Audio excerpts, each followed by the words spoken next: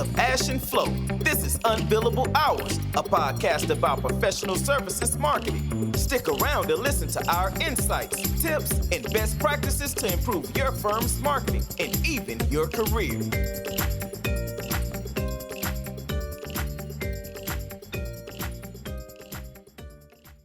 There we are, back for a new episode of the Unbillable Hour podcast.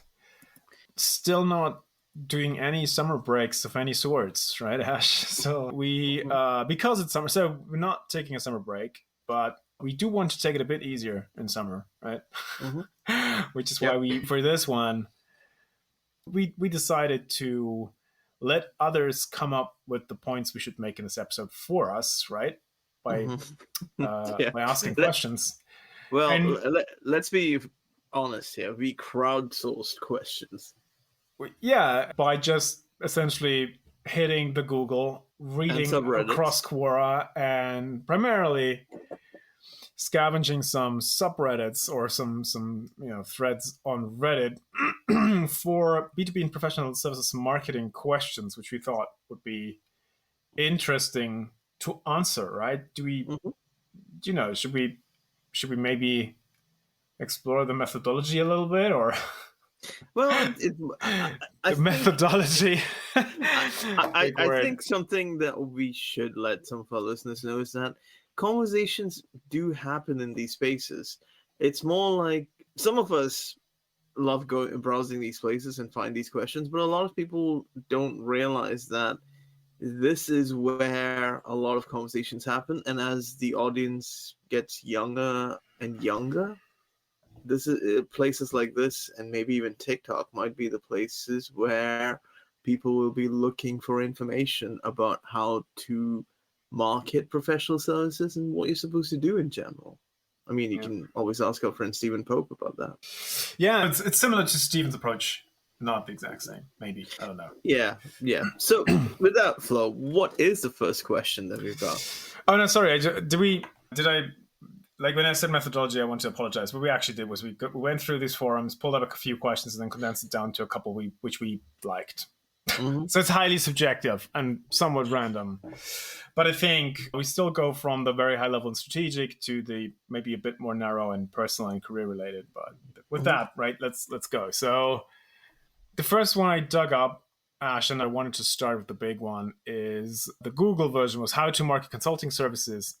And there's a Quora question, that is, how do large consulting firms actually win business? And I think they're both the fundamental question, right? Like the question underpinning this very podcast. So do you want to take a shot at answering it? Like how do you even do it, or how do you do it through marketing? Sorry, that we should mention. Actually, I'd like to touch on two elements. One, the big firms, right? The MBBs, Accenture, Capgemini, all of that. They've got brand equity and they've got brand reputation that for them, the whole demand generation, capturing demand and upselling is a lot easier because of name recognition primarily. So they can easily just push out thought leadership and firm expertise and position some people into driving these conversations with key decision makers across clients. Now, where it gets interesting is, and this is the reason why I bring this up, is because our friend Luke actually made a post about this, or like signal boosted someone's post, where essentially there were people who were running business units or practices within large firms who went out on their own, and then they realized it's actually quite difficult winning new clients. And this is where essentially marketing can help by building demand. Of course, you'd have like some sort of roster of clients from your past experience, or you might have non-compete so you can't touch them, or various things. But this is a time where you basically need to show people what you can do and build demand because you've got the supply there. And once you have these methodologies to build demand, you can drive the conversations and lead them down a preferable funnel for you to take them through your sales and marketing process, and then ultimately like win the deal. Flo, I'm sure you've got more to add there. Yeah, I mean, these are well points you make, the difference between the big and the small firms. I think overall, though, to me, the hierarchy like how do you win business through marketing? I think that the hierarchy is somewhat clear. The overall strategy, I go back to our episode of business development with our friend Costas, is still clear. Marketing should facilitate insightful conversations with prospects, which then over time might turn into business opportunities. I think that's always the same between even the small ones and the big ones, right? That's the game we are in. Like, go out, have conversations with people who might not even be in market for your service or solution, converse with them so that they might eventually either think of you once they get in a buying cycle, or you can even pull them into a buying cycle. I'm not saying that's the most realistic or the scenario that always happens, but I think that this is the fundamental rule of the game. And then what I have found super helpful as a framework for thinking about it, even if I work with clients, especially consultants who are not in the marketing discipline, like the owners of the firms or the managing directors, is to say there's essentially two plays you can play and you need to play both. When so you create demand, right? That's what you do with thought leadership, content writing, all that stuff, where you put out things into the market that are designed to help your ideal clients and prospects, right? In some fashion. And you do that, quote unquote, for free, right? And you sort of give without expecting something in return. Because that creates maybe demand, that creates awareness for the problems you help to solve with, that creates some urgency maybe to tackle these problems, and that maybe creates an interest in seeing how you would solve them. That's play one. And then play two is the capture demand play, where you drive marketing tactics to help convert that demand into actual sales. I mean, from a marketing perspective, this is where all the tactics come in that require existing intent, right? Search engine optimization being an example, your email programs, your webinar funnels and stuff, like where these only work if someone says, yeah, I have enough intent to at least try this and subscribe here or go to that page and look at it.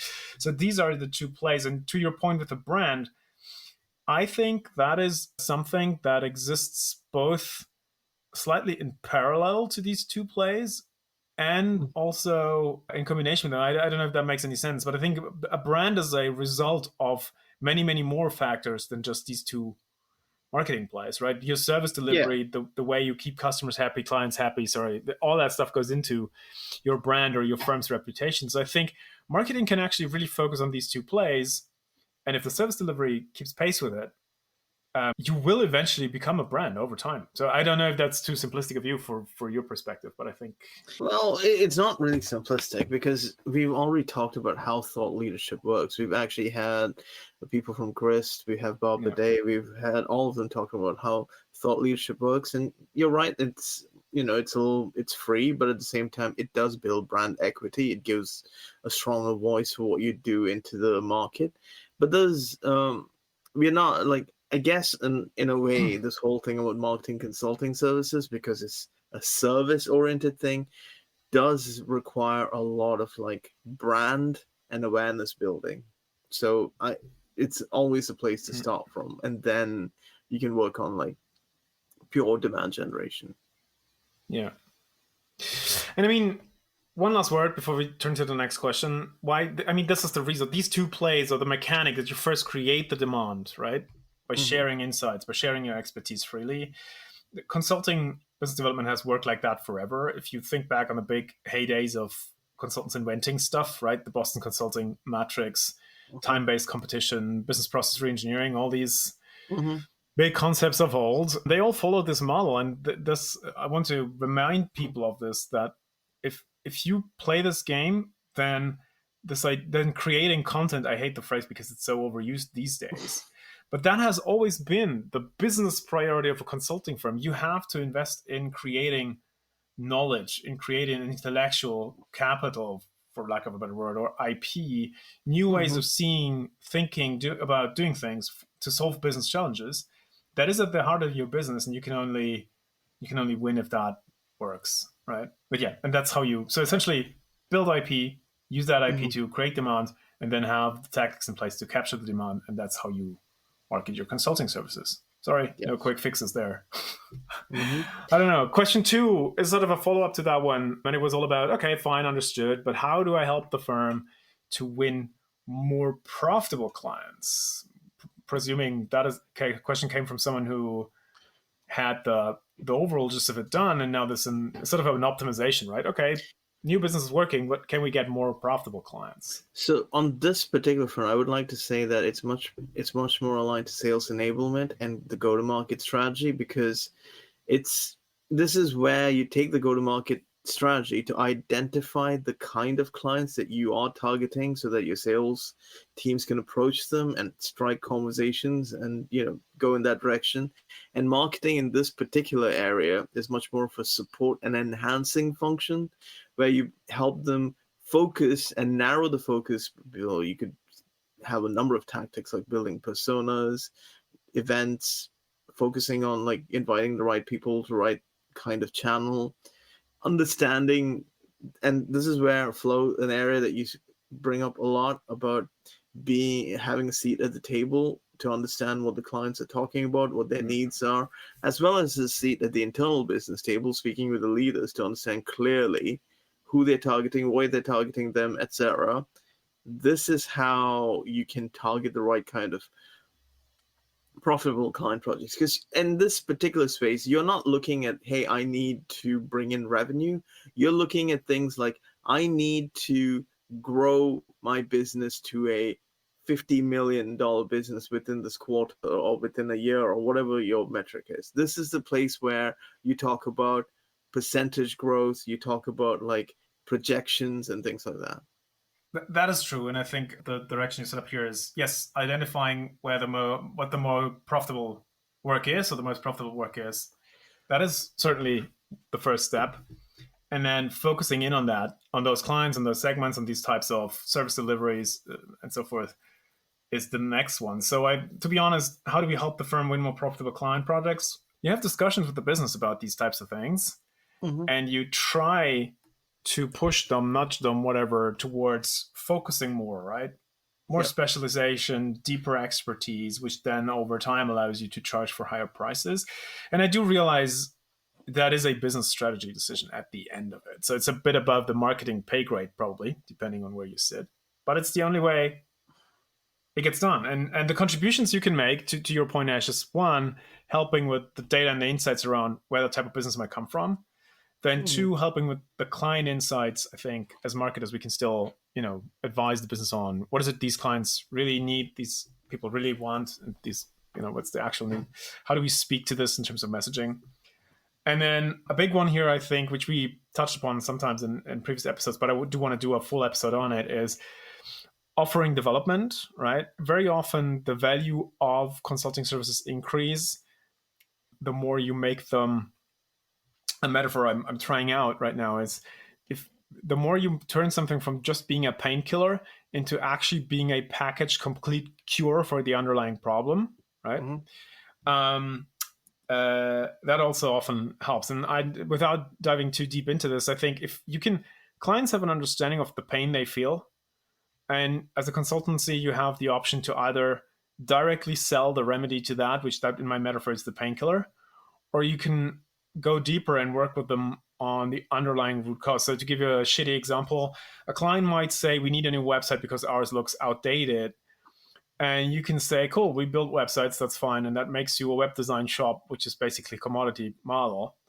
Yeah. Or you could say, well, we don't actually just build websites. What we do is we build complete funnel systems, which means we redesign your website, we put a CRM behind that, and we build you a digital marketing and sales process for your entire firm, which actually means you don't just get a prettier website, but you get a new process for bringing in clients. How much would that be worth to you? So that's taking the initial pain, through some sort of root cause analysis. Right? The root cause, not the optics of the website aren't the problem. The problem is it's not functional as a conversion tool. Yeah. And then you pitch on that. And that's how you elevate, I think, towards more profitable work. And marketing plays a huge role in that, because you have to help the business tell a different story. But yeah, the underlying problem is that's a business strategy decision. Do you want to get into the full funnel website business, or do you want to just keep cranking out nicely designed, I don't know what, WordPress pages? Both are, I'm not dissing that business model. Both are fine. It's just one is a very highly competitive commodity model that creates lots of pressure also on marketing to bring in tons of leads, because you're not going to charge premium prices for your shiny websites. The other is a more strategic effort and requires more know-how, blah blah blah. So it's more expensive to make, but it's probably also a higher premium on the sale of it. Yeah, I mean, if you didn't get where we're going, we're asking you to lean on the more strategic approach here, to be fair. Yeah. But who wants to be a commodity? Sorry. I mean, there's always a time. So that there's always a half-life to your consulting offering, right? You have experts know-how, and that over time always becomes commoditized. So you have to constantly push ahead and push forward to be able to just be able to offer more to the client than the client could do themselves. And sticking with the website example, right? A couple of years ago, if you were able to design cool websites which were easy to maintain, that was not a commodity business. That was something compelling to do. These days and age of like website design, what are they called? Like these page builders, everybody essentially who has a credit card and a mouse can whip up a decent looking one themselves in like 2 days. Yeah, sorry, your former premium capability is now commoditized. You need to add something on top of it. So yeah, we completely recommend going as far ahead of the curve, or sorry, as deep into your client's value creation processes, up the chain, so to speak, or up the stream, I think our friend Luke calls it. As far as that is possible. But yeah, I'm rambling on. Sorry, maybe we should. So let's hit the next question. I would say, I think you actually spoke about this question and you might have responded to them on Reddit. But go on, Flo. You've got an interesting one. This one was interesting to me because and we are tweaking the question here. So the original question came from someone who is not in the consulting business, but another B2B space, but it still holds true here. So I'll give it. The question is, I'm a marketing director here. I need some opinions. I work with 6 practices and 28 service lines. I mean, this is the part I made up, right? My team does everything from thought leadership and events to social media. Any tips for someone who wears so many hats, right? The implied question here being, how can I maybe increase efficiency, reduce workloads a little bit without sacrificing results? And yeah, I'll let you take the first part of the answer, Ash, because you're a huge fan of just pausing, reflecting, and then killing shit which doesn't work, right? I think that was one part of it for sure. So in this particular area, I guess because there's so much to do, let's look at the whole landscape of what you're doing is what I would say. And then kill the things that are clearly not working, because you know what? You don't have enough time and energy to do that. Look at the things that you should be focusing on that's really effective and that can continue without too much effort into it. Then look at the areas where you've built something, but you haven't given it enough time to live and breathe. And you can see that that given some effort into it, it'll provide exponential rewards. So focus on it within the 3 categories is how I would specify based upon what Flo was just saying. Because don't kill everything, but kill the things that are just, busy work, in other words. Yeah, and I think to add to that, so killing stuff that doesn't work, major point, and maybe that's also another episode, how to identify those. But I think we've discussed this in the past. I don't remember. I think there's also another aspect of just reducing in-program complexity, especially since that person was talking about social media and so forth. Like to make up a fictional example, let's say you have 4 practices and they all, or what is it, 6 I wrote in my fictional example, and they all work on some aspect of, let's say, operational excellence, right? And what that means is for your content plans and planning, you just cut down the number of topics you discuss and all the stuff you do. See if you can get it below 7, maybe 5. So we talk about operational excellence. We talk about digitizing processes. We're talking about continuous improvement, blah, blah. And we do that across the practices we have. So I don't know, automotive, finance, whatever. So the idea being, so within the programs you run, even after you kill some, see if you can reduce the scope of each of the programs you keep and land on things which help you industrialize things like content production. That to me is also a huge game changer. And I think we discussed this in our live episode with Luke back in the day, where we said the follow-up step to limiting the scope is then to see, can you bring the actual consulting work and the consultants do and the marketing work your team is doing even closer together. All right, this goes all back to what Luke discussed with us of taking content for. I hate this word, but taking the content that the consultants produce anyways as part of client deliverables for their pitch as part of their work, and repurpose that in marketing as opposed to cooking up entirely new things in marketing. So maybe that's a third lever. So kill stuff, streamline the programs, and then see that you can fill the programs with as much repurposed stuff you get directly from the business. I think would have been my answers to those things. I don't know. Yeah, no, I think that's good. And we have spoken about it in a few episodes, but we should be touching on it again.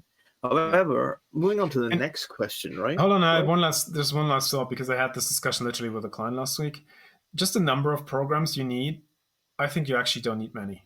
Like if you have a mid-sized consulting firm or practice, right, you need to pick up work for 30, 50 people. I'll argue you could probably do this with 1 or 2 programs. You could have a podcast and you could extend that to include some sort of live event plus follow-up. That's all you do. Podcasts and live events. You could probably, which I think that goes back to what Stephen Pope told us and what he does, right? You could also say, well, we kill on LinkedIn. That's where we crush it. And some of those stuff we prolong on the blog. And then you have LinkedIn plus the blog. Whatever it is, my point is, I don't think you have to have too many programs. Yeah, YouTube is big. Yeah, Instagram can do lots of good. Yeah, newsletters are cool.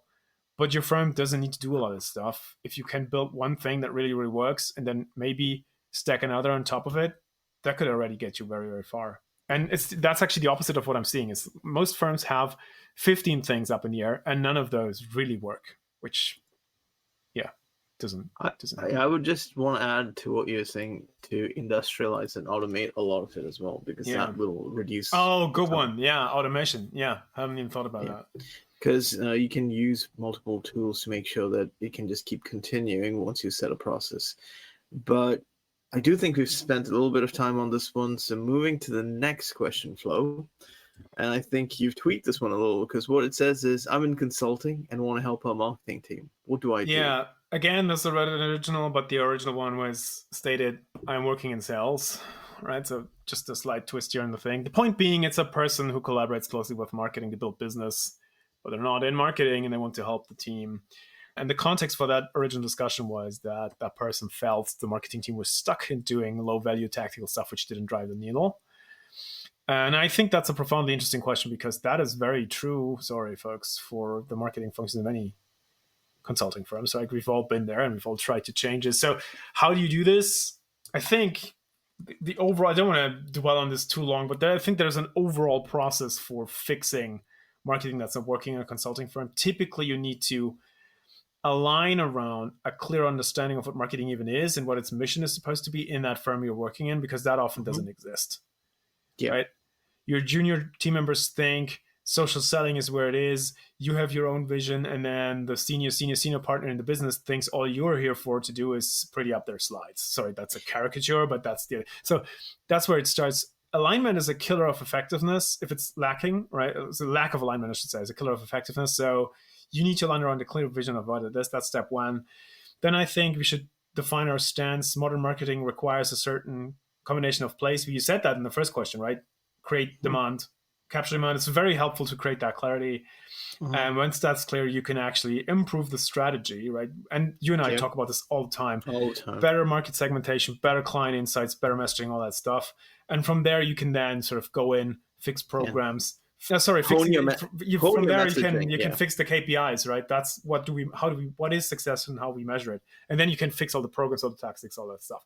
That's where it starts. I think that's the overall process. Sorry. So, but coming back to the question from the person not working in marketing, I'd say, and I'd love to hear your thoughts, the business, if they are a consultant in the practice, they are best positioned to help with maybe the first part, aligning, right? Be part of those conversations with marketing, share your expectations, but also hear what the marketing team has to say, and then help work with them to really land on an aligned vision. I think they can be a huge part in dealing with the fourth part, which is improving client insight, right? Always talk to your marketing team about the stuff you hear in pitches. the escalation calls you have, the client questions you get, right? Feed that to them because that'll help them do such a much better job. If I can interrupt, yeah. Flo, I think the key thing is if you really want to help them, you need to spend some time and talk to them. That's the first thing you need. That's the whole thing, how you begin with. You need to have these conversations to make sure that there's clear alignment. Once you've got this clear alignment and you're helping them with various areas, you're working on the strategy, you need to provide the insights that you get from the client, the insights that you get from the field, the insights that you get while working with business leaders in other related practices. That would be helpful. And the other thing that you do need to focus on is not just getting all this lead in stuff, but also the lead out stuff. So once you've had these conversations, once you do that, we understand that systems and companies may not be easy to track, but still, just even if you're not tracking it on a system, let them know that these conversations have happened. Let them know that these things are going on. Let them know what's happening. And then when you have this 360 type of conversation with the marketing team, if you're in consulting or sales or whichever kind of function that works closely, you can help drive success for both of yourselves. And then, in these conversations you mentioned, like I said, key input is help them understand what the clients actually think they need, really need, feel they should be talking about, what their problems are, concerns are. All that stuff's great for marketing. And then maybe also lean into things like thought leadership and content creation programs, because that's the same thing. Like we just said, share the expertise you have, share the stuff you give your clients with the marketing team for repurposing, repackaging. That makes it easier for them to do the right thing. And the right thing, again, like we said at the beginning, is create demand by putting out helpful stuff. But the marketing team doesn't necessarily have the helpful stuff. You, the people in consulting business, have it because that's your job, right? Marketing's job is to do the editorial and publishing part for it, if it makes any sense. And that brings us to the last question, right? Which I think was, here it is. I'm about to transition from an agency role to an in-house marketing job at a consultancy. What to expect and how to prepare? Oh boy. I don't know. It's to your earlier point. It depends, right? How big the firm is. But I don't know. What would you say are the key differences? Because we've both worked agency side and in-house, right? Yeah, I would say come in with the expectation that a lot of things that you have done are not, it's not revolutionary. You need to come in with the expectation of not coming in that you're going to transform that business massively. You're going to come in, understand what the situation is, and aid, assist, and assuage how to make the marketing and sales functions work well together, marketing and practice work well together, grow marketing into something more successful. There's a lot of skills that you have. The primary skills that you might be giving more insight into would be on the planning side of things and on the data and analytics and insight side of things, because professional services firms are usually a bit lagging on that. In terms of the brand thing, you would probably learn a lot more from these companies than unless you've been working in some sort of FMCG firm. And remember that professional services firms are all about people, So there's a lot more stakeholder management required because of the politics that comes with it. Yeah. I think you hit on the biggest one, right? The stakeholder management. Because your job changes. I think in agency, you're very often responsible for doing the work. Even if you lead a team, right? Your product still does work. I think in the firm, your job slightly changes to creating the opportunity for driving certain programs, and then your job is to make sure making sure to bring them into existence, and then to finance them, getting budget, all that stuff. And then your job is to increase the likelihood of their success by bringing the right people together, managing agencies, and so forth and so forth. So I think job becomes much more like a business executive, even in the smaller teams and on more junior positions, because, if it's a very small firm, none of that might be true. But I think mid-sized firm and up, you'll be much more managing multiple projects than being inside the projects yourself. So that's a big one. And yeah, I think to your point, the stakeholder management will also be a big one. I think the one thing you can probably, in the extension of the stakeholder management idea, the big one you can bring from your agency experience and you should hang on to is your experience in advising people, because I think that's actually very helpful. I've seen people who come from agency side into a consulting firm have great success because they typically bring a stance of, I'm an advisor, right? I'm pushing back on the business. I'm sharing my insights. I'm giving recommendations. Like this proactive stance helps a lot. So you should maybe cling on to this. And which is also my way of saying, I think the person asking this question, you should be decently well prepared. You might want to pick up a few more corporate management type things. Back to your point, right? Back to the managerial point. So, learn how to get and run a budget, feel out the landscapes of in-house politicking and approvals, and it's probably a lot of listening involved at the beginning, right, to feel out the place. And one last thing, because that's a mistake I made. I think I often come into places and have my own game plan ready and rush in to push it without paying enough attention to why certain things are the way they are, and without being respectful enough of the work people who were there before me have done. Oh yeah. So do not come in and think that you're creating something new. Just I think it's a careful balance, right?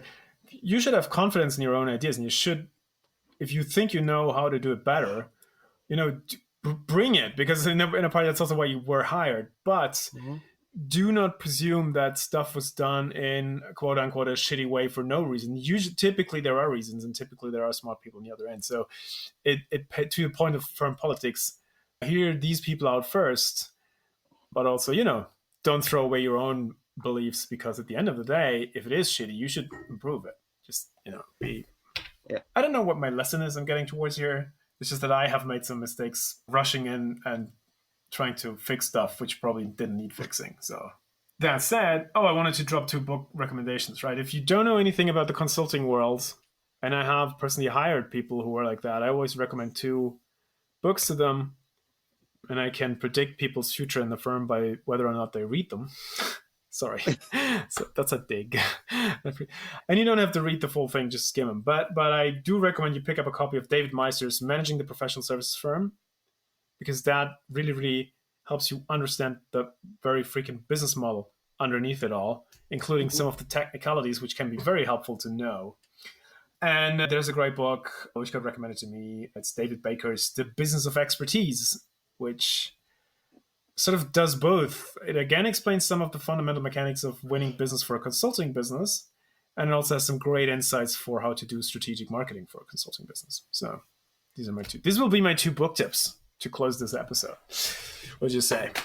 I think that is the perfect ending for our, Reddit episode. I do think we should now, with the fact that we've taken these questions, maybe host an Ask Me Anything kind of thing. But hey, let's think about that at some point. If you have more questions, good point. Hit us up on LinkedIn and or email us and whatnot to send in more questions, and none of them are too specific, weird, left field, whatever. We'll pick up everything. Maybe with the exception of the super technical stuff. Like, I spent some time with marketing operations people recently discussing the intricacies of ad buying and inventories and so forth, and I was like, oh my god, that's an entire universe I do not know much about. So if you have stuff from that, send it anyways, and we'll find an interview guest who can answer them. But how's that for an offer? That sounds good. Cool. And with that, I think you can stop the recording and we can enjoy our Fridays. What'd you say? And that's a wrap. See you guys next time. Nice. Thanks for listening to Unbillable Hours. If you want more, tune in next week. You know where to find us.